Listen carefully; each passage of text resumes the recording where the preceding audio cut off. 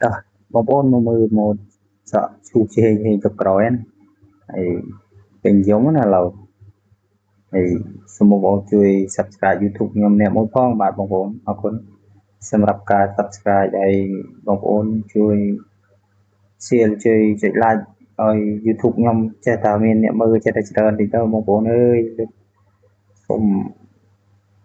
តែម្នាក់មួយទេហើយក៏អរគុណសម្រាប់ការ subscribe ណាបងប្អូន share ចុចមេដាយណាបងប្អូនហើយក៏អរគុណសម្រាប់ការអ្នកមើលទស្សនាតាំងពីដើមរហូតដល់ចប់ណាបងប្អូនហើយខ្ញុំកាត់សក់កើតទុកក្រោយណាបងប្អូនខ្ញុំអត់បានប្រើពងណាបងប្អូនខ្ញុំជួបប្រើស្និតទាំងអស់ណាបងប្អូនឥឡូវនេះខ្ញុំដល់វគ្គជ្រឹបណាបងប្អូនជួបពីខាងស្ដាំមុនហើយខ្ញុំក៏ជ្រឹបថែមបន្តិចតិចឲ្យវា smooth ហើយយើងកោបានស្អាតដែរណាបងប្អូនហើយយើងក៏លើសលេងហើយក៏ថែមលួចអាកន្លែងដែលខ្មៅណាបងប្អូនយើងយកចុងស្និតយើងទៅរឹបនឹងក្បាលហើយនឹងដៃរួចយើង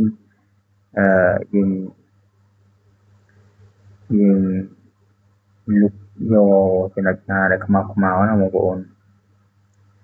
ហើយការកោយើងនេះក៏អស់នឹងការជ្រឹបយើងនេះក៏ជាស្រ័យបងប្អូនការជ្រឹបយើងក៏រួចដែរណាបងប្អូនសក់កាត់ស្ទូកាត់ដែរណាបងប្អូនហើយទម្រង់ខ្លីស្រេចណាបងប្អូននេះក៏យើងចាប់ដើមបើកមុខយើងរកខ្លែទៅក្រោយណាបងប្អូនពី 0.5 ណាហើយគឺយើងបើកមុខរុញញោណាបងប្អូនហើយជាមួយtrong video đóបងប្អូនដឹងតែអេមក៏ចាប់ដើមថែមបន្តិចពីមើលតាណាដែលថាខ្មៅហើយក៏ពីរេដុំហើយក៏ចាប់ដើមដល់វគ្គជ្រឹបណាបងប្អូនជ្រឹបថែមឲ្យ smooth ហើយក៏បានស្អាតណាបងប្អូនព្រោះការជ្រឹបយើងអត់ស្អាតក៏អត់បានស្អាតដែរពីមុនមកខ្ញុំអត់មានទៅជ្រឹបខ្ញុំជ្រឹបតែនឹងមទ័រធំហើយក៏តាមគ្នាទីដែលថាអីយើងវាពីមុនអត់ទៅសម្បូរត្រង់ដឺឥឡូវវាសម្បូរមទ័រត្រង់ដឺច្រើនយើងក៏រៀនប្រើតាមគេឲ្យទាន់សម័យគេហ្នឹងបងប្អូនហើយយើងក៏ដើមព្រៃចង់ណាដែលនៅនឹងមើលដល់ឃើញបាសណាបងប្អូនហើយក៏លួចអាតាណាដែលនៅខ្មៅហើយសម្រស់កើតកាត់ចេះមើលដល់អេមដែរណាបងប្អូនហើយនេះចាប់ជ្រាបណាបងប្អូនចេះចាប់ទេនេះចាប់ដល់ខ្លីបន្តិចឲ្យវាមានដងកបន្តិចព្រោះដងកក៏ទាំងវែងយើងជ្រាបហើយក៏មើលទៅឲ្យសមនឹងទម្រង់មុខហើយនឹងទម្រង់កណាបងប្អូនយើងជាជាងយើងត្រូវចេះមើលបត់បែបដែលយើងកណាបងប្អូនហើយមើលតាកាត់អង្គុយចាំមើលខ្ញុំថតកាត់សក់រួចហើយក៏កាត់អង្គុយមើលនាឡិកាគាត់ថាខុសម៉ោងពីគាត់ខុសពីនាឡិកាគាត់ហើយមានមួយកាត់ទៅថ្ងៃតិចណាបងប្អូន4-10នាក់ក៏នេះឥឡូវនេះក៏ដើមស្រាខ្មៅថែមតិចណាបងប្អូនហើយឲ្យកូនជាងថតប្រាប់ទៀតកូនជាងថតឲ្យស្អាតគេគឺថតបានស្អាតដែរមើលទៅ clean ឡណាបងប្អូន ឥឡូវនេះខ្ញុំដល់ការកហើយបានខ្ញុំឲ្យគាត់ថតឲ្យច្បាស់ហើយគាត់ស៊ូមនេះគាត់បានស៊ូមអត់ខ្ញុំដាក់ឡាមអត់ត្រូវមើលទៅវាអត់មកល្អណាបងប្អូនចូលបាជាងនេះឡើងច្រើនហើយបងប្អូនកាត់ខ្លួនឯងរួចហើយសិលមិញហើយបងឯងទាអាហ្នឹងពុត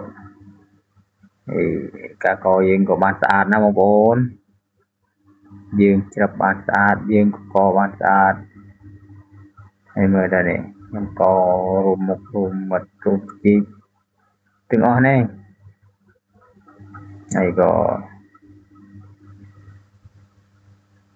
ថ្ងៃនេះរឿងធានីបងប្អូនសុំគិតថតវីដេអូហ្នឹងបង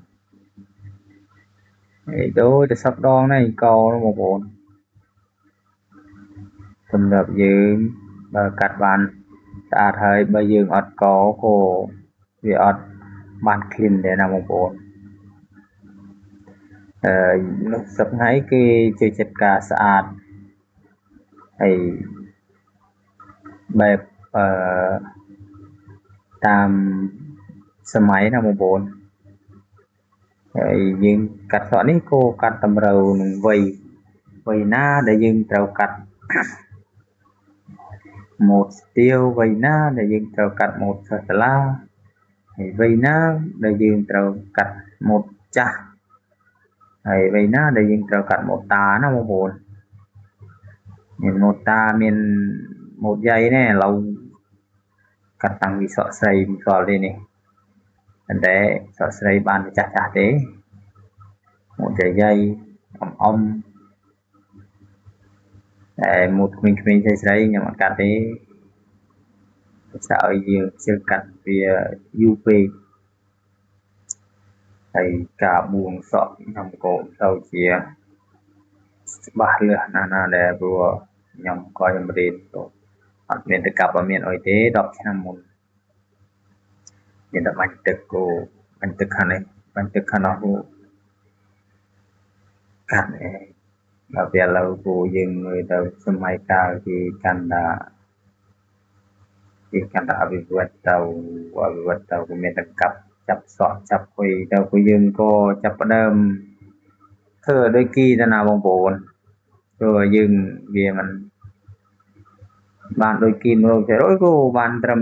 50-60%ក៏វាគ្រាន់បើដែរណាបងប្អូនហើយកាកោយើងក៏ចាប់ផ្ដើមរួយណាបងប្អូនមើលសម្រស់គាត់ចេញមកបែបស្អាតណាបងប្អូនវ័យកំពុងតែស្អាតឥឡូវនេះចាប់ផ្ដើមរួយហើយបាទបងប្អូននេះមកបងប្អូនសម្រាប់កំឡោះគុំត្រាច់បោកអរគុណច្រើនសម្រាប់ការទស្សនាវីដេអូយើងខ្ញុំ